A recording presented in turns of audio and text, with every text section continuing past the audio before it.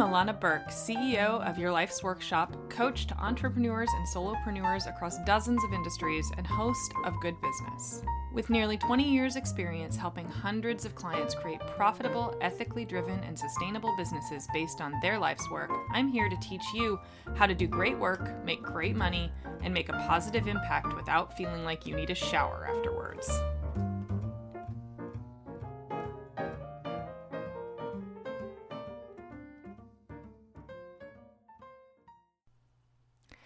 Hi, everybody. So you all read the name of today's episode. So I'm going to read it again out loud because it really kind of starts us off. So this is a quote from Arthur Ashe. Start where you are, use what you have, do what you can. Today's episode is basically about the center of everything I do. And to understand it, I want to start by telling you a little story. So the story is about my early experience in graduate school. And for those of you that you may or may not know this, I have an MBA in sustainable enterprise. Now, this is basically like a green MBA. It was all about how to do business well without destroying the planet in the process. And the first semester of my program was a very rigorous 2-year program. And the first semester was intense. It was brutal, to say the least. Basically, the whole program was about teaching us how to dig deeper, how to look at problems more holistically, and how to really see what was at the root of the matter so that we could actually affect change. It was an incredible skill and one that I absolutely use in my coaching practice today and in pretty much everything I do, whether it's environmentally focused or not. But the first semester was the hardest. It was all about critical thinking. And critical thinking, when you really learn how to do it, means that you peel back layer after layer after layer after layer until you get to the root of the matter.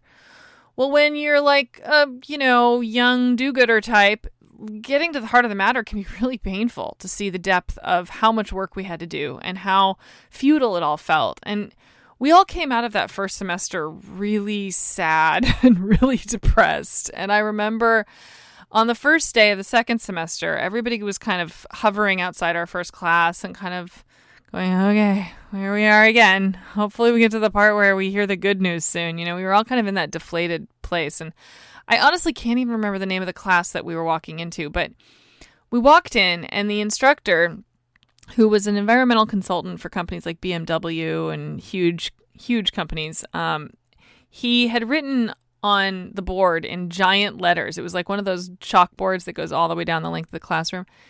And he'd taken up all of it to write that quote. And we all walked in and read, start where you are, use what you have, do what you can. And it was like we looked around and it was like the air in the room got thinner. It was like we all had breathed this collective sigh of relief.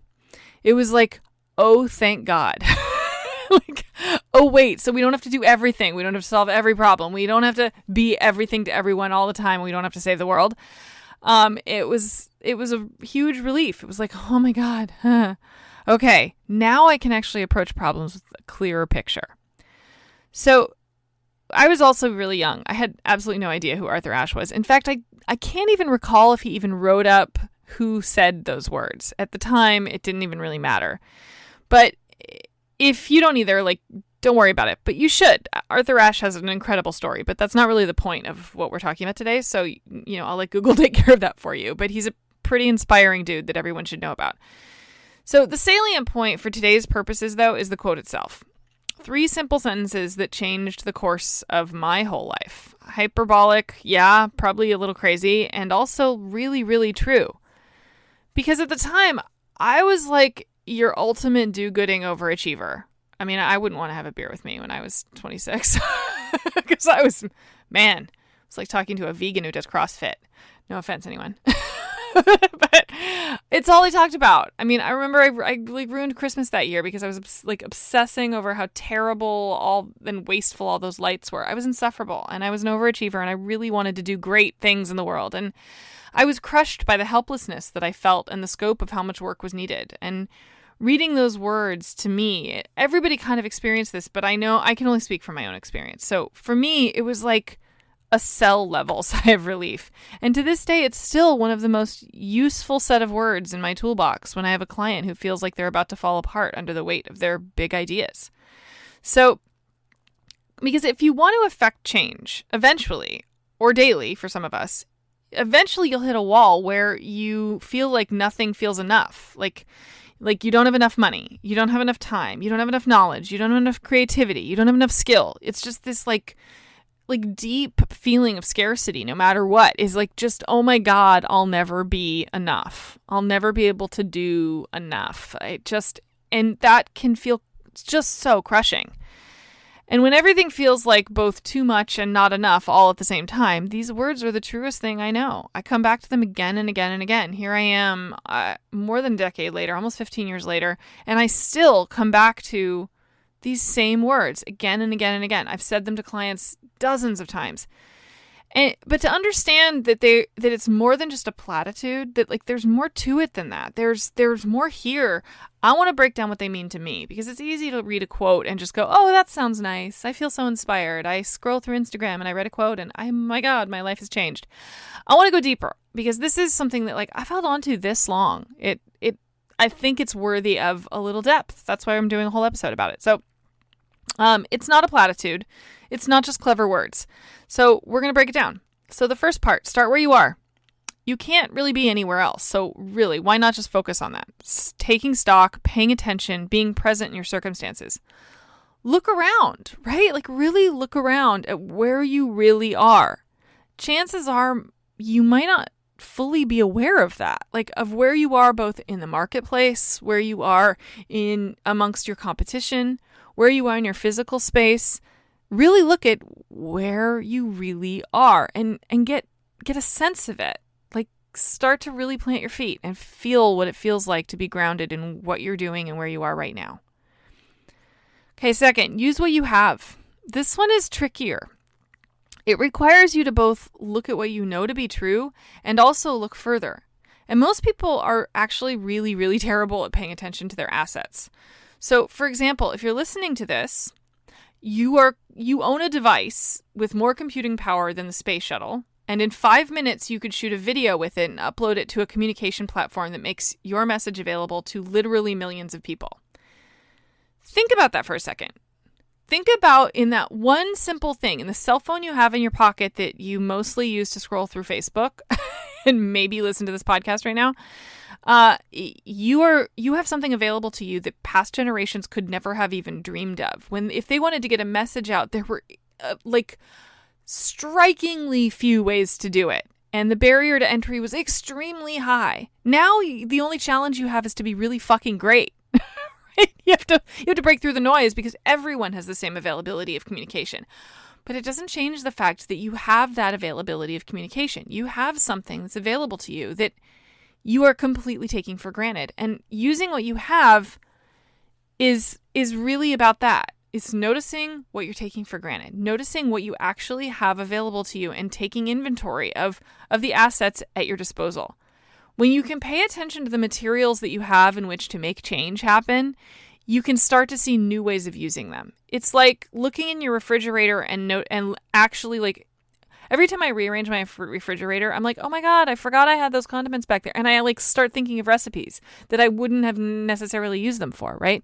So making yourself aware of what you have means that you can use them differently. So sometimes this is like as simple as sitting down and actually literally making a list. What are the physical things that are available to me that I could be using in some way? What are the non-tangible things, the energetic things? Having the support of your family. That's an asset. A lot of people do a lot less with a lot, or a lot more with a lot less. So notice those things, right? Really pay attention to those things, and that you have more than you think you have. I'm not a big fan of pros and cons lists. This is seriously make a list of all the things you can think of. You'll be amazed when you look at that list and you're like, oh my God, my little cash flow shortage right now feels kind of insignificant because I have all of these other things available to me. So finally, do what you can. Again, a little more complicated than it might seem. See, what most people might read as a push to stretch yourself, like you should do whatever you can do, right? That's not the way I hear that. And this is just me. I'm really only speaking from my own connection with these words. I actually read this as the inverse. It's a reminder for me to steady myself, to balance myself, to pay attention to what I really can do, not what my overachieving brain is trying to make me think I should do, or think that I can do, or think of what I'm capable of. It makes me look at my own personal energy, my own capacity, my own ability to deliver at the level that I actually should and that I expect from myself. And when I get honest about that, I get new answers. So what I hear when I read this quote is actually, where are you right now? Plant your feet and look around. What do you have available to you that you're currently taking for granted? The answers are probably right in front of you. And finally, what's actually possible right now? It might be way less or way more than you think. Be open to both. Because at the heart of all of that, you'll find what's true for you. And what's true for me is that this nice, sweet little trite set of words never stops being true. So I hope that has been illuminating for you all today. And this was a big share for me. I know it might sound funny to break down a quote for a whole episode, but it's been really important to me. And so I know it's been really important to a lot of my clients, and I'm hoping it'll be really important to a lot of my listeners too. Thank you all for tuning in, and I hope you have a really excellent day. Bye. Thanks so much for hanging out with me today. For more information, visit thegoodbusiness.co or yourlifesworkshop.com.